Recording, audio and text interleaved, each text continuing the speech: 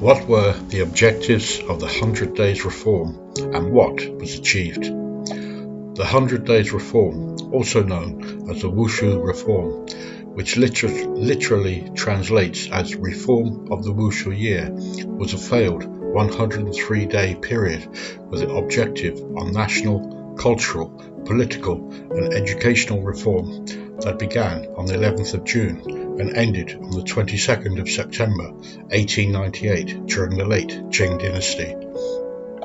It was developed by the young Guangxu Emperor and his reform-minded supporters.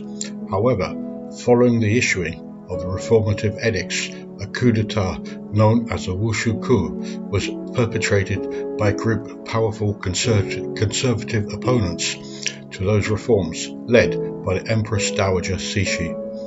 While the Empress Dowager supported the principles behind the reforms, she feared that the sudden implementations of such would not achieve their intended goals and in fact would, without bureaucratic support, be disruptive, and this would encourage Japanese or other foreign powers to take advantage of any weakness shown by China. Later, after the invasions by the Eight-Nation Alliance in the period surrounding the Boxer Rebellion, Cixi changed her stance and backed the late Qing reforms.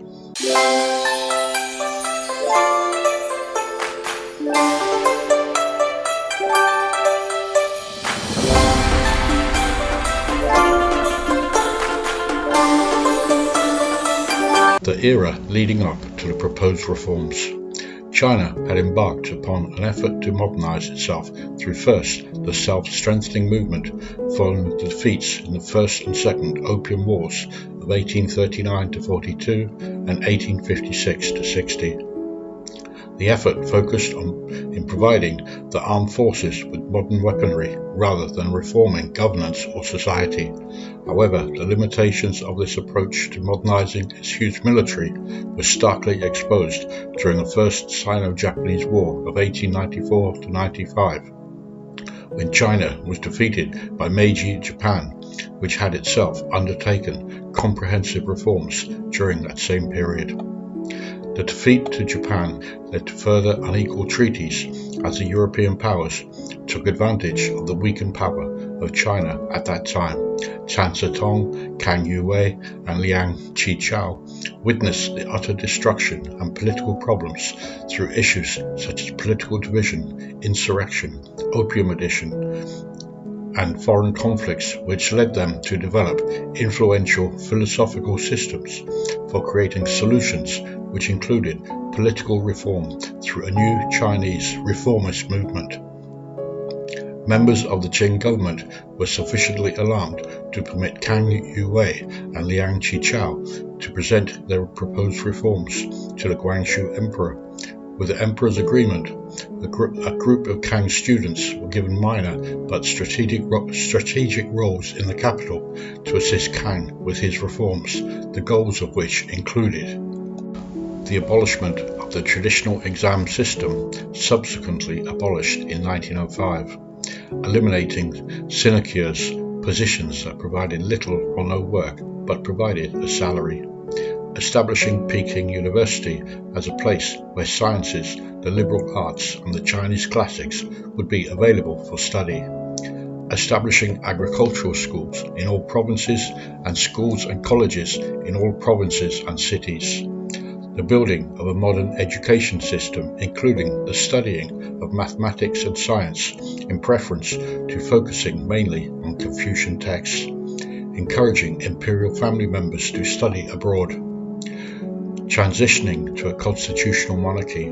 applying principles of capitalism to strengthen the economy, further modernizing the military and adopting modern training and drilling methods, the establishing of a naval academy, utilizing unused military land for farming, rapid industrialization through manufacturing, commerce and capitalism, establishing trade schools for the manufacture of silk, tea and other traditional crafts, establishing a bureau for railways and mines. The reformers further declared that China needed more than simply self-strengthening and that innovation must be accompanied by institutional and ideological change. While many in authority were in favour of reform, opposition was equally intense, particularly among the conservative ruling elite who considered those reforms to be too radical and countered with a set of more moderate and gradual alternatives. Conservatives such as Prince Yuan suspected a foreign plot as the Qing government involved foreign advisors such as Timothy Richards and Eizo Hirobumi. Prince Yuan was in favour of all foreigners being expelled completely from China. In addition to the reformers plotted to forcefully remove Empress Dowager Cixi from power. Tan Sitong asked Yuan Shikai to kill Ronglu, then take control of the garrison at Tianjin before marching on Beijing and arresting Cixi. However, Yuan had previously promised Ronglu of his support, and rather than kill him, Ronglu was informed of the plot by Yuan before it could be carried out. Quashing of the reforms. With the support of the conservatives and the armed forces under the command of Yuan and Ronglu, Cixi launched a coup d'etat on the 22nd of September 1898 and took over the government. Emperor Guangxu was placed under house arrest and lived on Yingtai Island until his death in 1908. The reforms that had been initiated were reversed, and their chief advocates, the 6 gentlemen of Wuxu, were each ordered to be executed. Reforms such as the abolishing of the old writing style was put back into mandate, the removal of offices and agencies were reinstituted, and the establishment of certain newspapers, civil societies and schools were all suspended. The 2 principal leaders, Kang Youwei and his student Liang Qichao, fled to Japan to seek refuge, where they founded Baochuang Hui, protect the Emperor Society, and worked unsuccessfully for a constitutional monarchy in China. Tan Sitong refused to flee and was executed. An alternative view is that Liang and Kang had a different objective for leaving for Japan, which was to not only justify fleeing China, but also to solicit intervention by foreign powers such as Japan or Great Britain to rescue the Emperor Guangxu. During the 100 Days Reform, Generals Dong Fuxiang, Ma Anjiang, and Ma Haiyan were summoned to Beijing and helped bring an end to the movement. Dong Fuxiang and the Muslim Gansu army stationed in Beijing at that time, later known as the Gansu Braves, played a major role in the Boxer Rebellion. Aftermath. Reforms attempted in the latter days of the Qing dynasty following the 100 Days Reform included the abolition of the imperial examination in 1905, educational and military modernization patterned after that of Japan, and experiments in constitutional and parliamentary government followed. However, the ultimate failure of these reforms gave fresh impetus to the growing revolutionary forces developing within the country. Changes within the establishment were seen to be largely hopeless or ineffectual, and the overthrowing of the Qing dynasty seemed to be the only way that China could be saved. Despite the late Qing reforms of the early 1900s, such sentiments directly contributed to the success of the Xinhai Revolution in 1911. Leo Tolstoy corresponded with Gu Hongming on the issues surrounding the 100 Days Reform and agreed that the reform movement was ill-advised. The reformist Kang Party, formed by students of Kang and Liang, was one of the most alarming groups in the eyes of court conservatives at that time. Differing interpretations and conclusion. Interpretations of views of the reforms have become increasingly more complex and nuanced.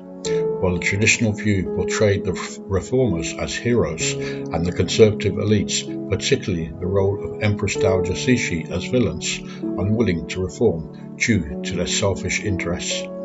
However, in opposition to that view is that some historians of the late 20th century are of the opinion that are more favourable to the conservatives and less so to those in favour of reform. Such historians believe that Kang Youwei and his allies were nothing more than hopeless dreamers, unaware of the political realities on which they operated. This view argues that the conservatives were not opposed to change, as practically all the reforms that were proposed were eventually implemented. That brings us to the end of this video, highlighting a historical era that has helped shape China today. If you have enjoyed watching and it's shown you a little detail of life and events here in China, then your subscribing to my channel would mean a lot to me.